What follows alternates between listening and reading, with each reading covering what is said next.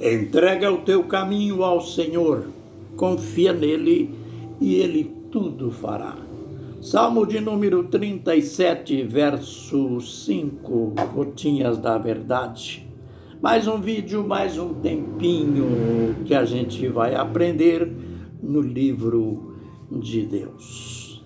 Vamos direto ao assunto. Lucas, capítulo 21, versos 20 a seguir. Mas quando virdes Jerusalém cercada de exército, sabei então que é chegada a sua desolação. Então os que estiverem na Judéia fujam para os montes, os que estiverem dentro da cidade saiam, e os que estiverem nos campos não entrem nela. Porque dias de vingança são estes, para que se cumpram todas as coisas que estão escritas. Ai das que estiverem grávidas e das que amamentarem naqueles dias, porque haverá grande angústia sobre a terra e ira contra este povo. E cairão ao fio da espada, e para todas as nações serão levadas cativos, e Jerusalém será pisada pelos gentios, até que os tempos dos gentios se completem. Palavras do Senhor Jesus Cristo.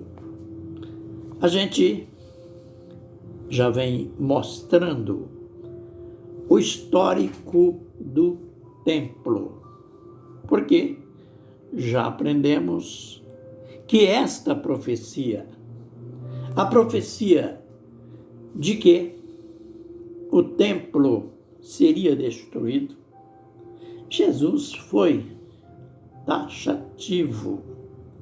Quando os discípulos admiravam a beleza do templo, Jesus disse: não vedes tudo isto, todas estas belezas, não vai sobrar nada, não ficará pedra sobre pedra que não seja derribada. Bem, a gente já aprendeu que isto aconteceu no ano 70. O cumprimento da profecia da palavra do Senhor. Os judeus ficaram desolados. Além da perda da cidade, da perda do templo, mais de 1 milhão de judeus mortos. Conforme diz Lucas aqui, eles foram dispersos para todas as nações, para o mundo inteiro. É lógico que ficaram ali aqueles que não puderam sair para outras nações. E os judeus ficaram sem pátria até o dia 14 de maio de 1948. Existem judeus espalhados pelo mundo todo, conforme foi profetizado. Mas é incrível o tanto que eles amavam Jerusalém, amavam o templo. No ano 135, uma nova rebelião contra os romanos tentaram reaver Jerusalém, tentando a reconstrução do templo, mas o exército deles era mínimo em relação às grandes, às numerosas legiões romanas. Eles foram impedidos e aquele restinho que tinha sobrado do ano 70, agora os romanos varreram e só sobrou uma parte do muro do templo, que é chamado o Muro das Lamentações, onde os judeus continuam indo ali fazer suas preces, chorar, lamentar o ocorrido há tantos séculos atrás. Mas foi o que sobrou do templo. E para que o insulto fosse maior, o imperador romano mudou o nome da cidade de Jerusalém para Hélia Capitolino. Que nome feio em relação àquele nome bonito, Jerusalém. Mas sabe por quê? Isso foi em honra ao padroeiro do rei, Júpiter Capitolino. Os romanos eram extremamente idólatras, extremamente pagãos. Eles tinham padroeiros, padroeiras, deuses para tudo. E esse Júpiter Capitolino era um dos muitos. E agora Jerusalém é a cidade de Deus, a cidade santa, com o nome de um ídolo pagão. Mas você ouviu Jesus dizendo aqui no livro de Lucas mostrando detalhes, que tudo isso era para cumprir as Escrituras. É aquilo que eu sempre repito: palavra de Deus não volta atrás. Aquilo que eu repito, o que Jesus disse, passará o céu e a terra, mas as minhas palavras não hão de passar. E a verdade é que os judeus passaram por tudo isso. Foram dispersos pelo mundo. Já há quase 2000 anos atrás, sem o templo. Mas eles ainda sonham. Esse que foi destruído foi o segundo templo.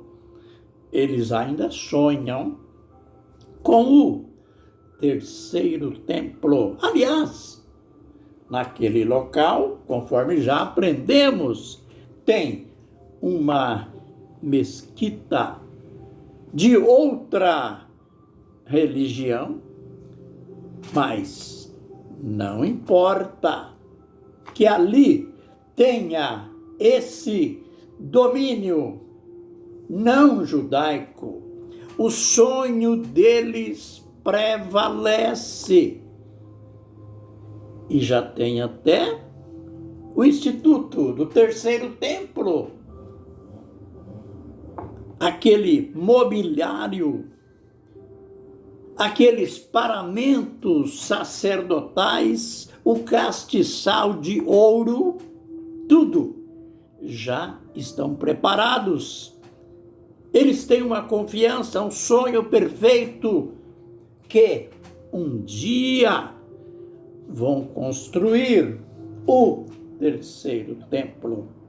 E olha, temos que ficar de olho nas profecias. Lembrem que o apóstolo Paulo disse que Jesus não voltará antes que aconteçam essas duas coisas, venha a apostasia e seja revelado o homem da iniquidade, o filho da perdição. Aquele que é contra tudo que se chama Deus, objeto de culto, diz Paulo. Olha, aí entra o terceiro templo, diz Paulo, que ele se assentará no santuário, dizendo ser Deus. Note, eu sei que alguém olha lá para o local do templo sob o domínio de outra fé, de outra ideologia, e a gente pode ficar perguntando como que tudo vai acontecer. Olha, Deus muda as coisas. Nós estamos vivendo em plena Covid. Quem esperava que o mundo, norte, sul, leste, oeste, seria agredido por um vírus maldito? Nós, todos, que ao sair para uma festa, para um passeio, para a igreja, nós que éramos rigorosos com a estética, agora todo mundo, por causa deste vídeo maldito, tem que sair com uma máscara no rosto. Como isso aconteceu de um momento para outro? Então, a história muda. O mundo geopolítico está mudando, está sendo transformado. Então, fiquemos de olho na profecia. Não importa os obstáculos, aquilo que Deus falou vai acontecer. O homem, aquele que se opõe a Deus, vai ficar confundido. E aqueles que confiam no Senhor, conforme diz o salmista, Salmo 125, verso 1. Os que confiam no Senhor são como o monte Sião, que nunca se abala, mas permanece para sempre. Que o Senhor nos abençoe e nos guarde. Que o Senhor faça resplandecer o seu rosto sobre nós e tenha misericórdia de nós. Que o Senhor sobre nós levante o seu rosto e nos dê a paz. Amém e amém.